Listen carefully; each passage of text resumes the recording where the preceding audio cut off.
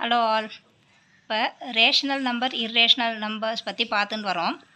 Rational நம்பர்ஸோட முக்கியமான characteristics பார்த்தேன்னா recurring recurring digits, அதாவது அந்த பேட்டர்ன் வந்து ரிப்பீட் ஆகும், இல்லைன்னா டெர்மினேட்டிங், அந்த டெசிமல் இது ஒரு பர்டிகுலர் ஸ்டேஜில் ஸ்டாப் ஆகிடும்.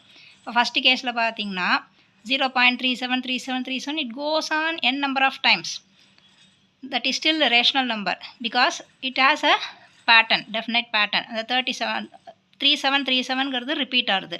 ஸோ அது வந்து ரெக்கரிங் பேட்டர்ன் ரிப்பீட்டிங் அப்படிங்கிற ஒரு கேரக்டரிஸ்டிக். அந்த டைப் ஆஃப் ரேஷனல் நம்பர்ஸை நம்ம ஷார்ட்டாக 0.37 பார் அப்படின்னு போடுவோம். அதாவது 37 பார் அப்படின்னா அந்த 37 digits 3 and 7 gets repeated in the same order.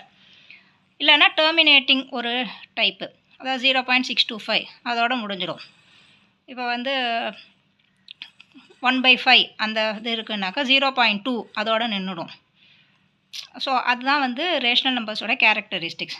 So ஒன்று வந்து ரெக்கரிங்காக இருக்கும், இல்லைன்னா டெர்மினேட்டிங்காக இருக்கும்.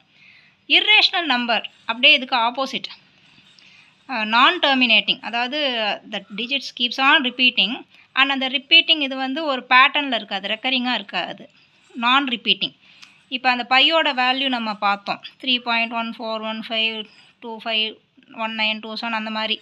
அந்த there is no pattern of the digits which is getting repeated.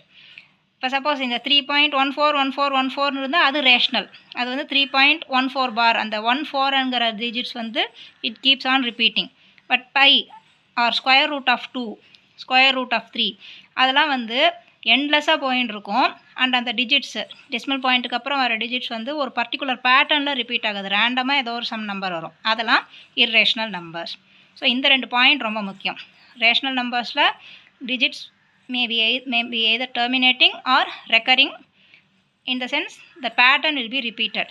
Irrational numbers non-terminating, non-repeating. இந்த கான்செப்ட் வந்து ரொம்ப முக்கியம். இப்போ இந்த ரேஷனல் இர்ரேஷனல் நம்பர்ஸ்லாமும் வந்து இந்த நம்பர் லைனில் இருக்குது. Every real number can be shown on the number line. இப்போ 0 இந்த லெஃப்ட் ஹேண்ட் சைடில் நெகட்டிவில் இருக்குது, ரைட் ஹேண்ட் சைடில் பாசிட்டிவில் இருக்குது. 1/2 அப்படிங்கிற ஒரு ரேஷனல் நம்பர் எடுத்துட்டா that is 0.5. So it lies between 0 and 1. நமக்கு தெரியும் ஹாஃப் லைஸ் பிட்வீன் 0 and 1 இந்த இடத்துக்கிட்ட இருக்குது.